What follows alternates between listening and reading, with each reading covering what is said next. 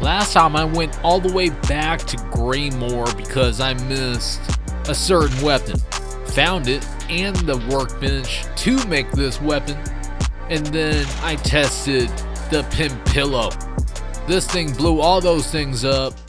We got some items from it. That's going to be leading us into this episode. I'm still in Greymore with Hornet, and we're in the halfway home. I'm going to be doing the Brood Feast promise in this episode, showing you how it's done, what items to use to get each individual item, and then we're going to be collecting the prize that comes from finishing this promise. So we're going to be heading off. As you can see, I have my Reaper Crest, and I want to change it to my Architect Crest since it does have a lot more red weapons. That's mainly what's going to be used during this Brood Feast promise, and I feel like it's going to be the best one to use.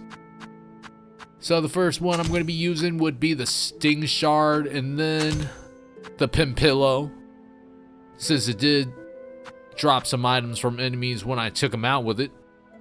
Last item is going to be the Long Pin. I could use the cog work wheel, but as it happened the last time, I got some seared items from blowing these guys up with the Pin Pillow, and I went and did that for a little bit. Now I have 15 of them, which is the limit. Next, I found out that charged attacks with the Architect Crest actually makes enemies drop items as well. I just got the maximum amount. Going to be checking that. That's shredded organs that you get from those charged attacks. Got 35 in total. The last one requires the long pin. That's going to be the skewered organs. And we got 10 of those, which completes everything. Now we're in the petrified ducks. Need to head back to where we made this promise, which is right here. I didn't even know there was a bench in here the first time, but we're going to be going inside, and we're going to be speaking to the Huntress for a little bit. We end up giving her all the organs, and we completed the promise. We end up talking to her a little bit more after that.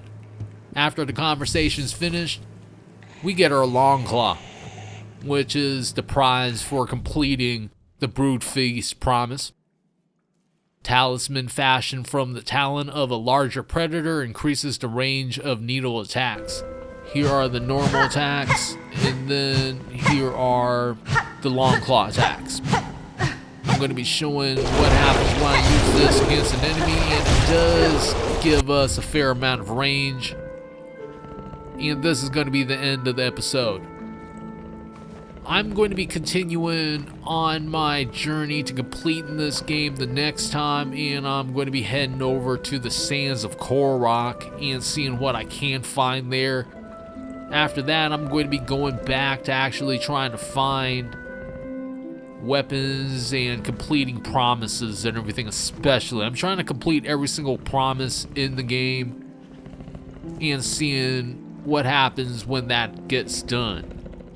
If you like this episode, I really would appreciate that like, subscribe, and even slapping that notification bell. Want to thank you and everyone that subscribed to the channel. Until next time, I hope y'all have a good one. Peace out.